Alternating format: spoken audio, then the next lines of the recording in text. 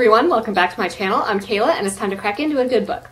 So today I'm going to do my end of December wrap up. I have a total of 12 books to talk about here, and I think I talked about 7 in my mid-month wrap up, so overall I did read 19 books in December, which is a little lower than like average, I guess, for me, but you know, with the holidays and traveling, like I just didn't have as much time to read. I was traveling quite a bit, so I did read the majority of these on Kindle, so I'll have to just like put up a picture to talk about them. Overall, I had a pretty good reading month in this like second half-ish of December. Most of these are actually 4 stars, so that's pretty good. But I do have a couple of 3 stars, so why don't we start there and move our way up. So the first book I'll talk about here is Old Bones by Douglas Preston and Lincoln Child. So this is like kind of connected to their Pendergast series in that the main character Nora Kelly is like kind of introduced in some of those series books, but like you don't really need to read those in order to enjoy this. So this is the start to a new series, which is all about Nora Kelly. So she is like a curator and has like been in charge of some excavations before. So she is approached by a historian to like lead an expedition to find this kind of like lost treasure of the Donner Party.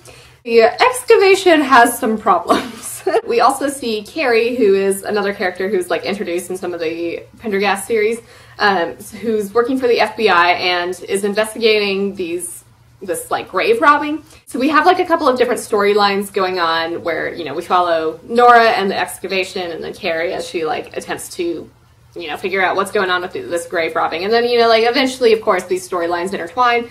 I was kind of meh overall about it. I don't think it's as like thrilling and action-packed as I was expecting, and like not quite as thrilling as some of their other books, which I have enjoyed quite a few of them.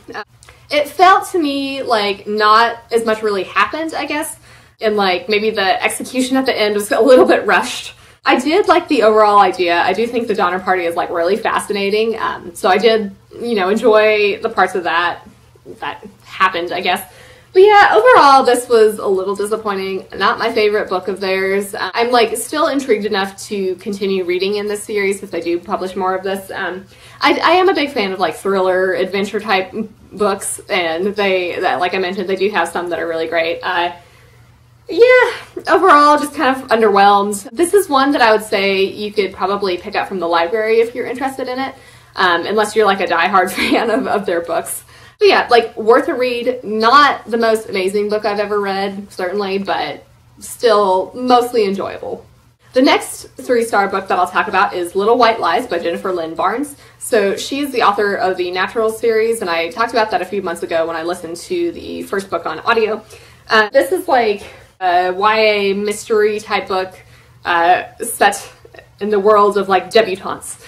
So the main character Sawyer is offered money by her grandmother like to go to college or, you know, do whatever else with it in order to be a debutante. So she accepts this in order to 1, get the money, but 2, she wants to find out who her biological father is along the way. So yeah, generally like mysteries are to be solved and we must navigate high society. I thought this was pretty funny at times. I appreciated like the very Southern society. You know, there's like phrases thrown around like bless your heart, which like, I don't know, obviously living in the South, there's more of a connection, and like my family is from the South, and so, you know, like my grandmother was a real pro at the like underhanded compliments that are, or I guess kind of backhanded compliments that are seemingly nice, but really like, makes you think about what she's actually saying. Anyway, that's besides the point. There was a dual timeline happening, which I didn't think was really necessary. I think it would have been better had it been just like a linear timeline. There was like a fun mystery, but nothing outstanding. Sawyer was a really fun main character, and I did like her quite a bit. I also liked the friendships that developed between her and some of the other girls. Generally, like, this was fun. I don't think it's as good as the Naturals, so like, I guess given the choice between the two, I would say pick up the Naturals, but you know, that's just, I do tend to prefer books that have like some sort of supernatural powers and like investigating mysteries that with those powers. I don't think I'm going to continue reading this series, but like as a whole, it was pretty silly and fun. The next book that I'll talk about is a 3.5-star rating, and that is In the Dark by Laura Ann White. So I picked this up, I think, from Amazon's First Reads program, and I don't know, like, there were parts of it that were good, but overall it's kind of like, yeah, I don't know about the execution. So I had recently, I think I started this after we watched Knives Out, which is like an amazing movie. You should all go see it. I thought it was hilarious and just fantastic. But yeah, so like after that I was like, I kind of want some close circle murder mysteries, and that's what this is. This takes place in like a secluded mountain lodge and like, you know, the wilderness, and it kind of had some wintry vibes. So I was like, oh, this is perfect.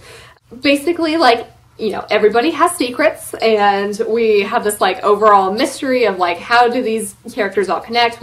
They're being killed one by one. So we do have some dual timelines where we follow the guests as they like arrive at this mountain lodge and they like slowly get killed off. And then we have a later timeline which follows some like investigators as they're trying to figure out what exactly happened. So, you know, I don't know.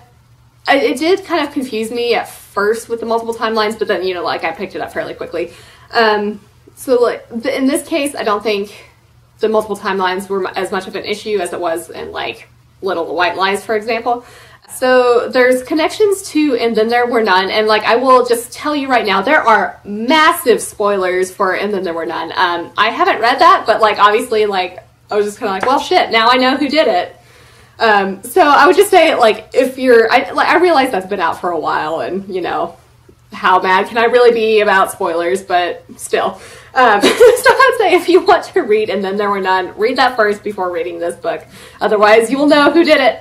It was fairly enjoyable, pretty quick. It was a pretty quick read. I forgot, evidently, to write down notes at the time, so I'm, like, trying to remember what I thought about it, but I don't recall figuring out who did it until, you know, fairly late in the game. I think my main issue with this was that the overall mystery and like connections between them was kind of not what I wanted, and it was really sad, and I was just like, oh, I don't know. I didn't really love it. So I guess in that sense, it was kind of a letdown. I mean, 3.5 stars is still good. I would say this is probably one to pick up from a library, and, you know, like, it's kind of the thing with, like, close circle, or just murder mysteries in general, you know, like, once you read it, like, do you really need to read it again? I don't know. In some cases, like, yes, I would want to read it again, but this one is, I think, you know, it's fine to just do, like, a one and done here. So if you're looking for like, an isolated close circle murder mystery that has wintry vibes, like, I would say check this one out. It was enjoyable for the most part. So now we get into the 4-star range, and there's a whole slew of these. I'll start with the only physical book that I read in this chunk of the month, and that was The Gone World by Tom Switterlich. This is like a crazy time travel-y book. My first comment here on my notes is like trippy AF. So there you go. So this kind of reminds me of Inception, where you're like trying to figure out what exactly is happening. Like I mentioned, lots of time travel, and it is a little tough at times to keep track of what's happening and like what timeline we're in. So basically, our main character Shannon is trying to stop this thing called the Terminus from happening, and so this is like basically the end of the world. It's super brutal, and you know, there's like hanged men in trees, there's wintry apocalypse sort of things happening. This like Terminus is slowly moving closer as throughout the book. And so Shannon works, the main character works for NCIS, which is, you know, the Naval Criminal Investigative Service. So this is like this deep waters program, which has two components. There's deep space and deep time. So obviously, you know, traveling through space and traveling through time. So now both of these are important to the story, and I won't say how. So she is investigating the murder of a Navy SEAL's family and starts to realize like it's somehow connected to the Terminus. This was really enjoyable. It's extremely dark at times. Like the beginning of it was just like, Jesus, wow, this is where we're going. We're starting off with a bang here. This is really dark and really brutal. Maybe the ending wasn't quite there, but overall I did really enjoy it. I thought this was interesting. So Shannon has to have her leg amputated, and we like see how she really pushes herself to keep going and try harder. So, you know, like that was kind of some cool representation, I guess. I would say I would definitely recommend this book if you're up for reading something that's maybe a little challenging at times, just in terms of the timelines.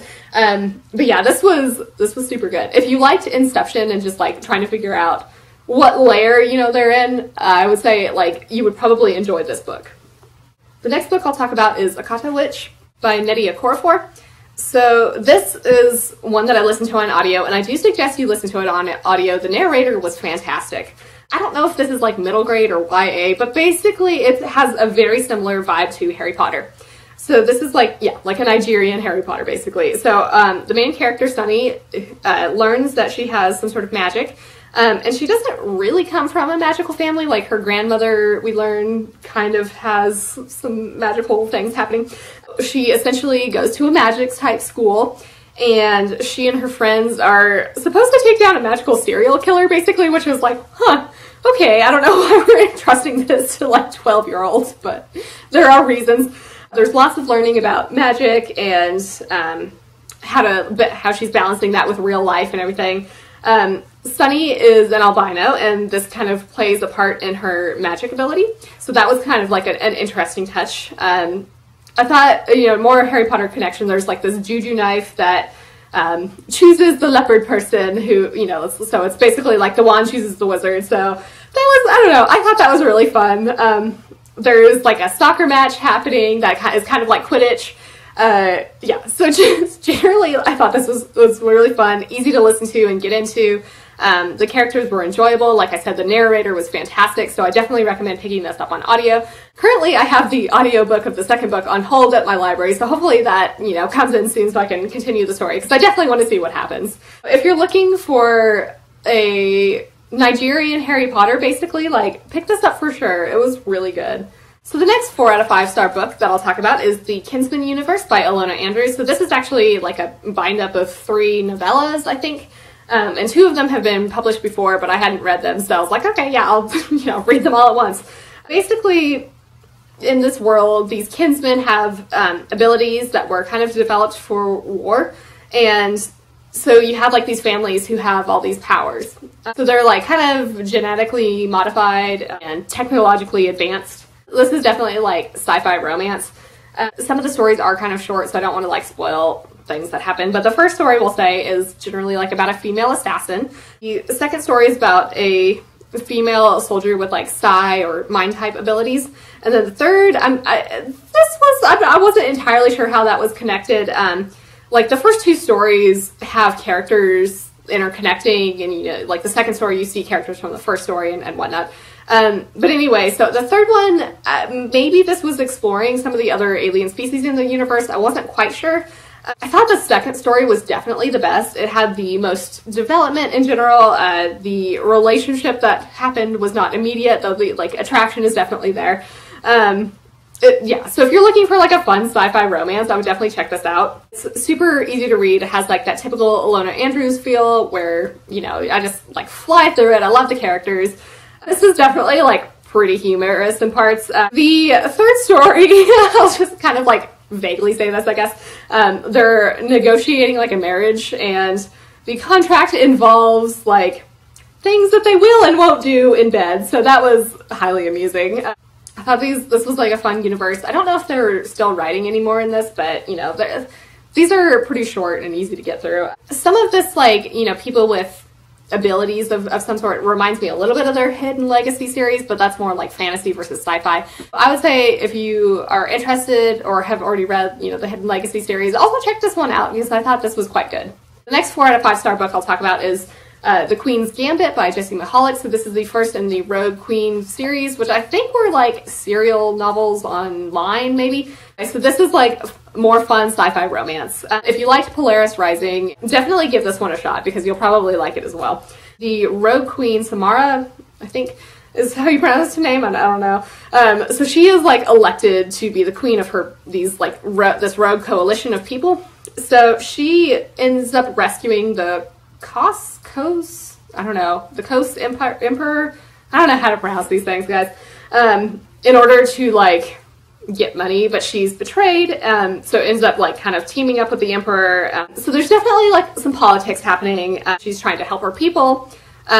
They have sort of like bio enhancements, I guess, and like they have like these neural links where you can basically like talk to people telepathically.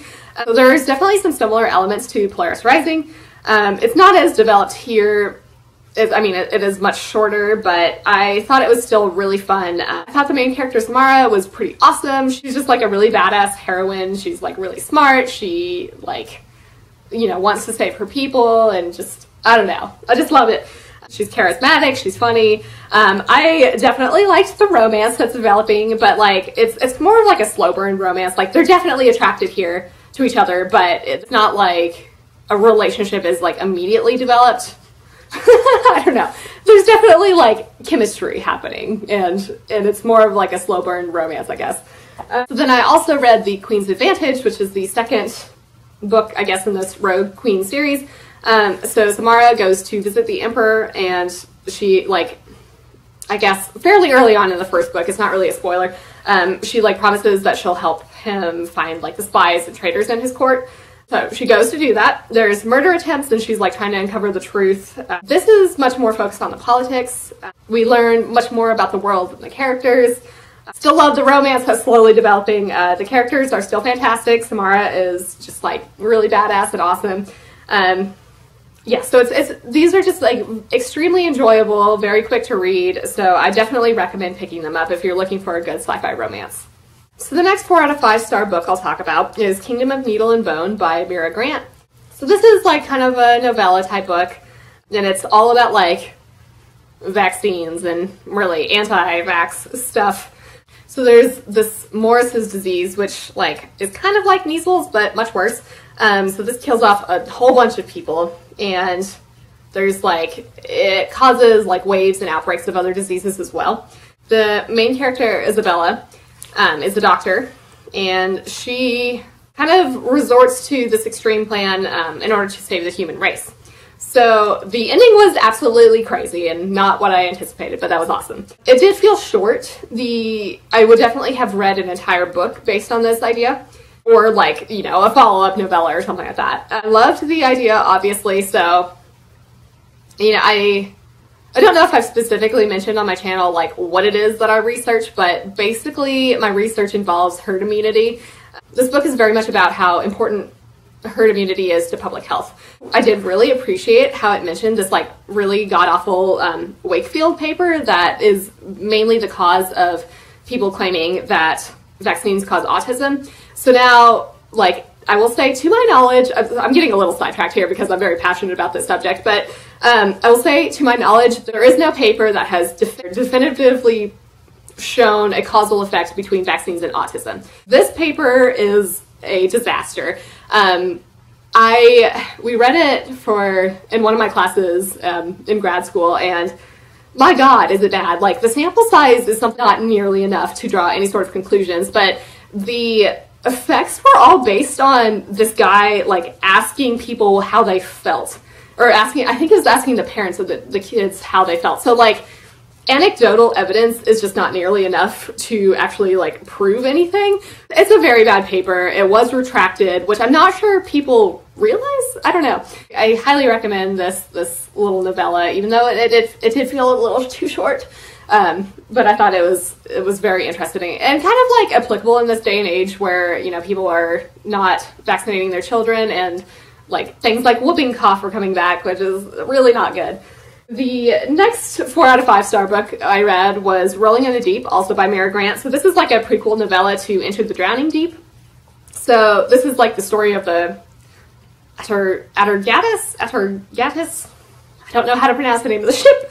But this like basically sailed to the Mariana Trench in order to film like this mockumentary about mermaids, and they find the real thing. So this like in Into the Drowning Deep, these events are like kind of referenced, and like they're going to investigate what actually happened. But you know, this novella explores what happened So we like kind of see things real time, I guess. It did feel short. I wanted more, but I think, you know, I could just reread Into the Drowning Deep and be perfectly happy.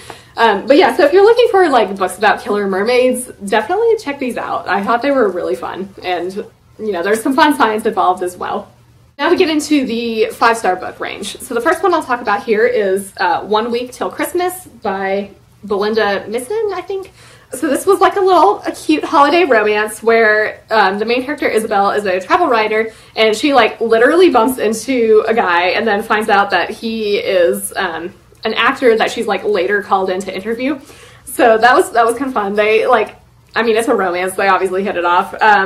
Isabel doesn't really love her job and kind of like wants to start her own blog, and you see her like throughout the book get more confidence in herself, which was really nice. There's definitely some like family drama happening. Isabel is only in London for a week. So I thought this was super cute. It was actually really funny. I loved it, and I'm curious to read more from this author. Sure, it's a predictable romance, but you know, like it is a romance, you know what's going to happen. But yeah, like I was really rooting for them to be together, and it was great. So I read this on the plane and like kind of had to try to prevent myself from laughing out loud and getting like weird looks on the plane. So, you know, that was good. Definitely recommend this. It's pretty short. It's just like a very quick read, you know. It was awesome. You know, unfortunately, I should have, I guess, mentioned this earlier since it's a Christmas romance, but keep it in mind for next Christmas, or like, you know, we're still close enough to Christmas that maybe it'll count. I don't know. So the last of the books, and obviously the last of the 5-star books that I'll talk about, is The Afterlife of Holly Chase by Cynthia Hand. So this was like a kind of meta, I guess, retelling of A Christmas Carol. So Holly, the main character, is a failed Scrooge, and she works for this like Christmas Carol / like Scrooge project as the ghost of Christmas past. Basically, we follow this new Scrooge, who is like a guy who's around her age, and she's like kind of into him. Obviously, like this makes things for her job a little complicated.